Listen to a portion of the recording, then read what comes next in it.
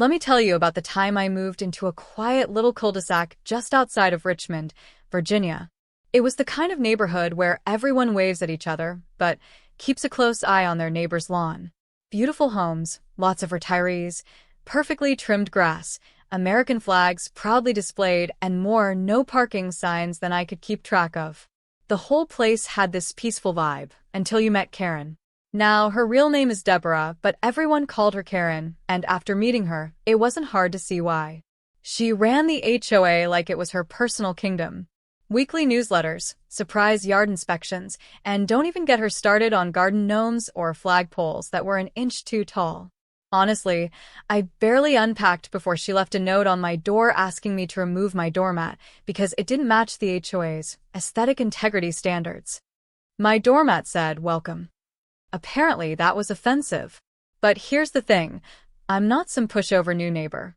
I spent 26 years with the city police department. I've broken up drug houses, handled domestic disputes, stood on crime scenes with armed suspects nearby. So yeah, getting called out over a doormat wasn't exactly intimidating. Still, I tried to play nice. Smiled, waved, nodded through her complaints. Even replaced the doormat with a plain black one. Thought maybe she'd leave me alone. She didn't. Instead, she went full steam ahead. First, it was my American flag. Apparently, it wasn't at the correct angle on the pole. Then the trash bins. They weren't back in the garage within 25 minutes of pickup. And get this. She even cited me for parking my marked police truck too close to the curb. That's when I decided enough was enough. I figured I'd throw a housewarming party. Nothing wild, just a few off-duty buddies from the force. Detectives, sergeants, even a couple lieutenants. Just burgers, beers, and stories from the job. But Karen? She saw it as a full-blown riot. Not 2 hours in, I spotted her standing at the edge of her property, phone pressed to her ear, squinting at my house like she'd caught a fugitive red-handed. Sure enough, a few minutes later, sirens echoed down the street. A cruiser pulled up, and out stepped an officer I personally trained 6 years ago. He looked around, took in the scene, me in my driveway holding a plate of ribs, a bunch of retired cops laughing behind me, and said, we got a noise complaint, but looks fine. Karen came marching over like she was leading a posse, clipboard in hand. She waved at the officer like he worked for her and snapped, "I demand you cite this man. He's hosting an unapproved gathering. HOA Code 174, subsection B. There are over 10 vehicles." I nearly choked on my pickle. The officer held his composure, barely. Meanwhile, my buddy Mike, a former SWAT sergeant, leaned in and whispered, "If she asks me for ID, I'm reading her Miranda rights." We let her rant and rave, quoting HOA rules like she was reciting the Constitution. The officer politely took her statement, thanked her, then got back into his car and laughed so hard he had to wait 5 minutes before driving off. Karen stormed away humiliated, but that wasn't the end of it. No, she escalated. That's when things really kicked into gear. Because what Karen didn't realize was every time she pushed, she was walking closer and closer to a line she really didn't want to cross. See, I hadn't even started playing my cards yet. Most people move into HOA neighborhoods because they want peace, order, maybe someone to yell at the kids if the music gets too loud. I moved in because the house was a good deal, the area was safe, and frankly, I was tired of living out of a duffel bag. 26 years in law enforcement changes your idea of quiet. Give me a porch swing, a lawn to mow, and the occasional raccoon in the trash. That's paradise. But Karen? She wasn't about peace. She was about control. The first time I met her, I was still unpacking boxes. She strutted up my driveway like she owned the place. White visor, clipboard in one hand, a laminated HOA pamphlet in the other, color-coded tabs and all. "Hi there. You must be the new homeowner. I'm Deborah, but everyone calls me Karen." No one laughed, not even her. I introduced myself, offered a handshake. She gave it the kind of shake you give someone holding a raw fish. Then she dove right in. "Trash bins must be kept out of sight. No political signs allowed. Pressure wash the driveway by month's end. Section 122 of the HOA guidelines." Didn't ask how I was settling in or how long the moving truck would be there. just demands. At first, I brushed it off. I've dealt with worse personalities under far worse circumstances. An HOA rulebook wasn't going to ruin my retirement plans. But then came the citations. Week 1, grass too high. Week 2, flagpole height violation. Week 3, my truck parked legally, badge on the side, mind you, but still got flagged for being too far forward in the driveway. Karen even took a photo and emailed the entire HOA board, which turned out to be her and 2 people who clearly couldn't say no to her manicured pinky finger. I dug into the HOA rules. They were real, sure, but vague, open to interpretation. And Karen? She was the only interpreter. Judge, jury, sidewalk fashion police. All in one. The last straw came with the mailbox incident. Apparently, the standard-issue black mailbox installed by the builder 6 years ago didn't match the community aesthetic. She sent me a warning letter, a $75 fine, and a catalog of HOA-approved models available exclusively at her cousin's hardware store. That's when I realized something. This wasn't just petty. This was a scam. So I started paying attention quietly. Turns out I wasn't the only one she targeted. George across the street got fined $200 for painting his shutters blue instead of eggshell beige. Nancy, the widow next door, got harassed over a tiny hummingbird feeder attracting wildlife. Even the Sanchez family, great people, got penalized because their teenage son played guitar on the porch after quiet hours.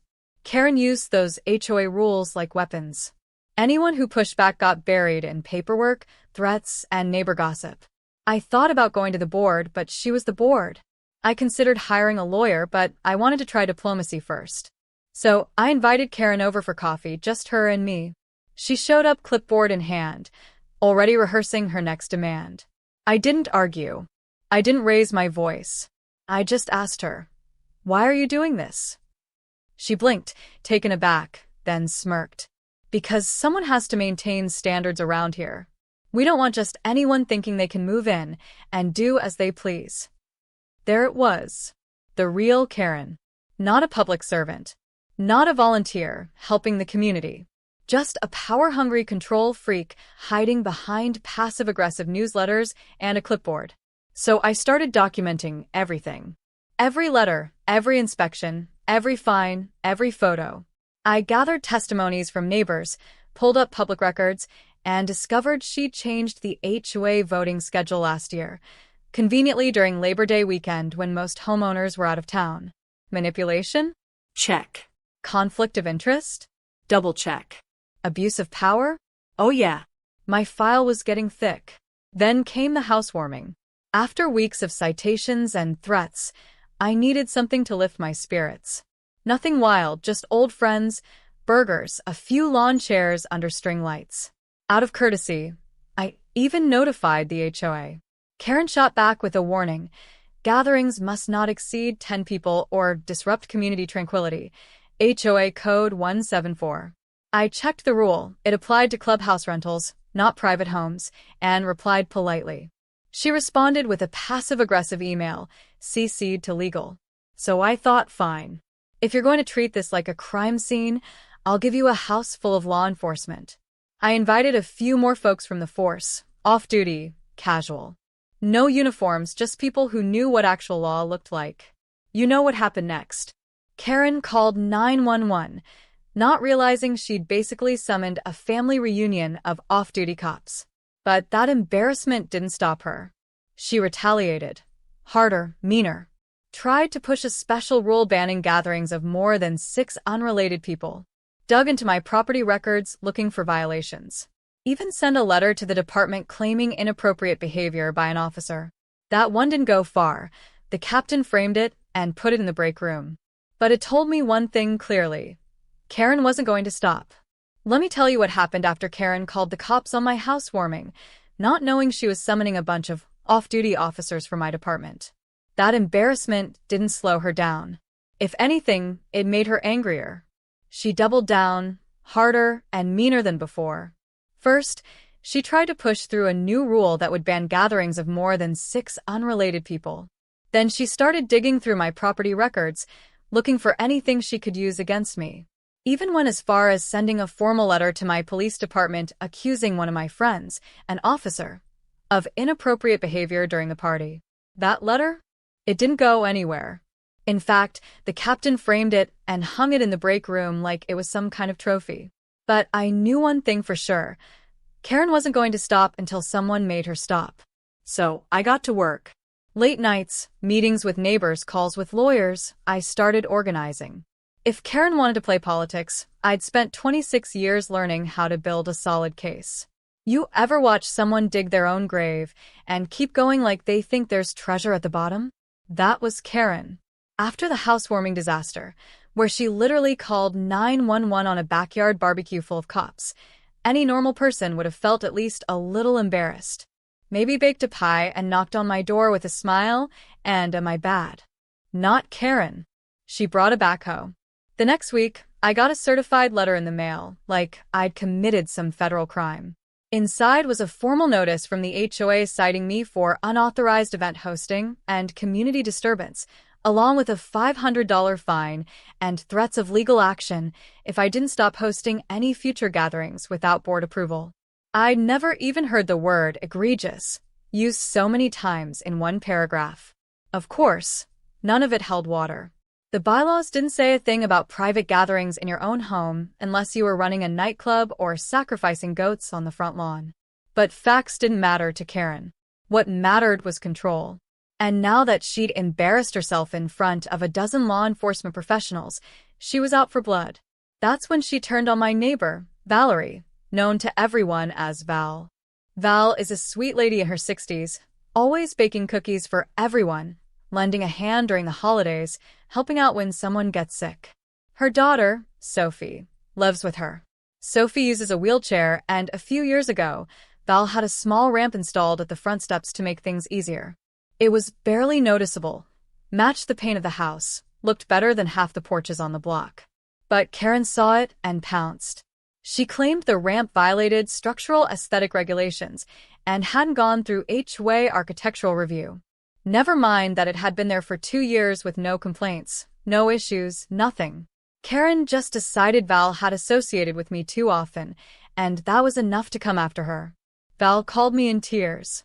She showed me the letter, 3 pages long, full of legal threats, telling her she had 14 days to submit a compliance modification request or face escalating fines. I swear I could feel my blood pressure spike just reading it. This wasn't about rules anymore. It was about punishing anyone who didn't bow to her imaginary crown. And that's when the neighbors finally started paying attention. I began knocking on doors, talking to folks, asking questions. Turns out Karen had been targeting people for years, quietly, strategically. New homeowners, immigrants, single moms, elderly residents who didn't know how to push back. One guy got fined because his bird bath was too ornate. Another woman was cited for a hanging plant being asymmetrical. A retired couple got warned for having patio furniture that wasn't beige. Beige, apparently, was the color of oppression. Tyrants forget something important. People talk. And when victims start talking to each other, the real power shifts. That's when I started building the community defense file. Printed citations, dated emails, screenshots of Karen's contradictory statements, photos of violations that didn't actually exist. HOA meeting minutes where she made decisions without quorum. I even found a neighbor who recorded a conversation where Karen threatened to revoke mailbox access if he didn't vote her way in the last board election. I sent all this to a buddy of mine, a civil attorney, sharp as a tack. He reviewed everything and said 7 words I'd been waiting to hear. This woman's about to bury herself. But before we made our move, Karen threw one more grenade. She tried to block a charity event. Every year, the neighborhood holds a small 5K walk to raise money for veterans. Nothing huge, just a few tents, some banners, hot dogs, lemonade stands. This year, it was being organized by my buddy Sam, a Marine Corps vet who lost a leg in Afghanistan. Karen sent him a cease and desist letter. Said the event violated zoning protocols for non-commercial gatherings and could confuse passersby due to lack of HOA-approved signage. That was it. The straw that broke the camel's back, and honestly, the camel was already dead in the driveway. People who'd stayed quiet for years started showing up to HOA meetings. They started speaking out loudly. Some even wore shirts that read, "I violate HOA rules daily." We called a special vote to dissolve the current board and elect a new one. Karen tried to block it, claiming the motion was invalid because proper forms hadn't been submitted. But here's the thing. Unlike Karen, I know how to file a Freedom of Information Act request.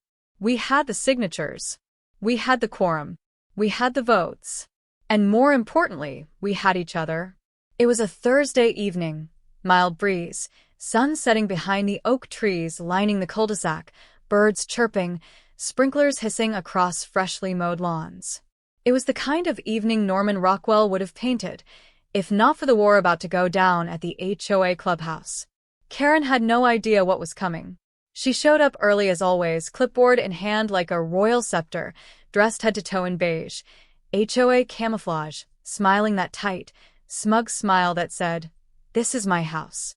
If only she knew. We'd called a special homeowners assembly, the first in years. Usually only 5 or 6 folks showed up for these things. That night, every chair was filled.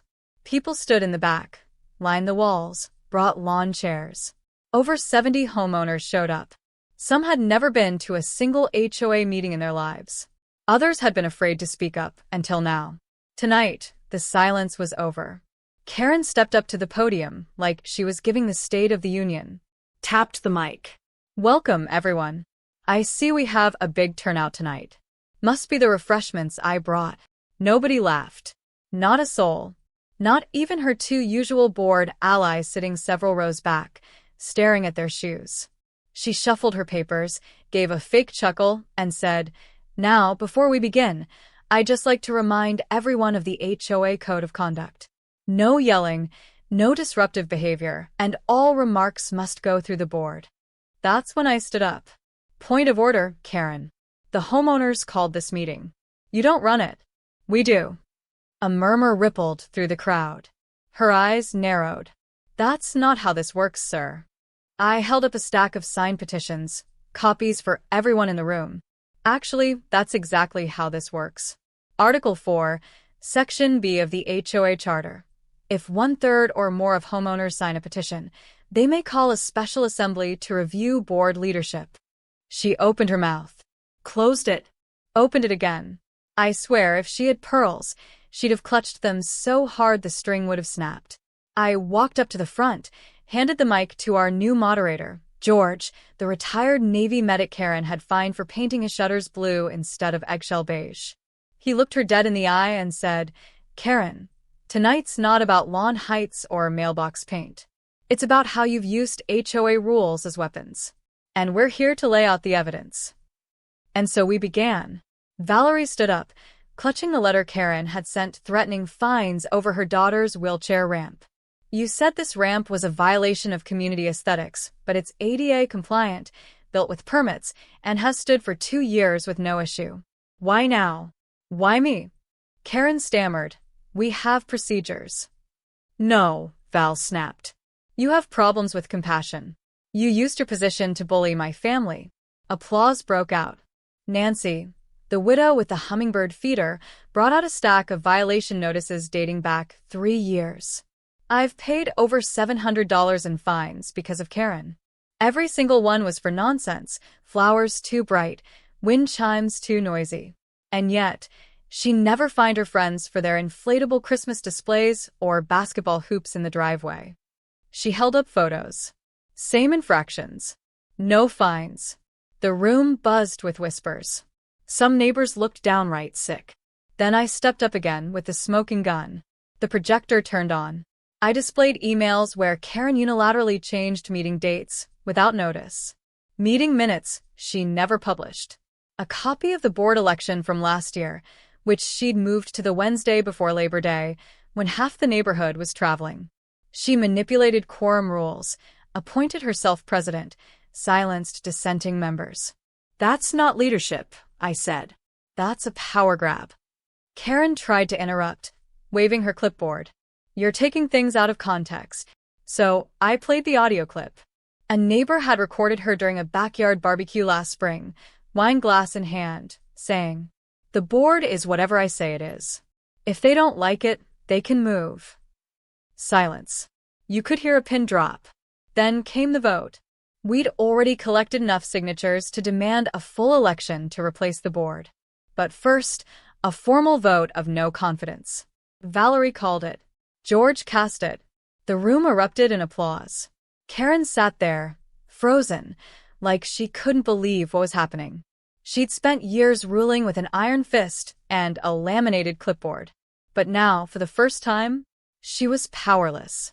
And the best part? I still get to keep my doormat. After the embarrassment of calling 911 on a house full of off-duty cops, you'd think Karen would have backed off.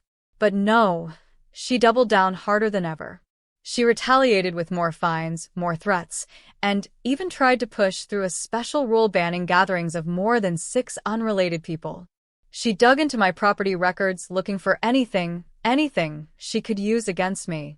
And just to top it all off, she actually sent a formal letter to my police department accusing one of my friends, an officer, of inappropriate behavior during the party. That letter? It didn't get very far. In fact, the captain framed it and hung it in the break room like it was some kind of twisted trophy. But it told me one thing clearly. Karen wasn't going to stop until someone made her stop. So I got to work, late nights, meetings with neighbors, calls with lawyers. I started organizing because if Karen wanted to play politics, I'd spent 26 years learning how to build a solid case. You ever watch someone dig their own grave and keep going like they think there's treasure at the bottom? That was Karen. After the housewarming disaster, where she literally called 911 on a backyard barbecue full of cops, any normal person would have felt at least a little embarrassed. Maybe baked a pie and knocked on my door with a smile and my bad. Not Karen. She didn't just double down, she brought a backhoe.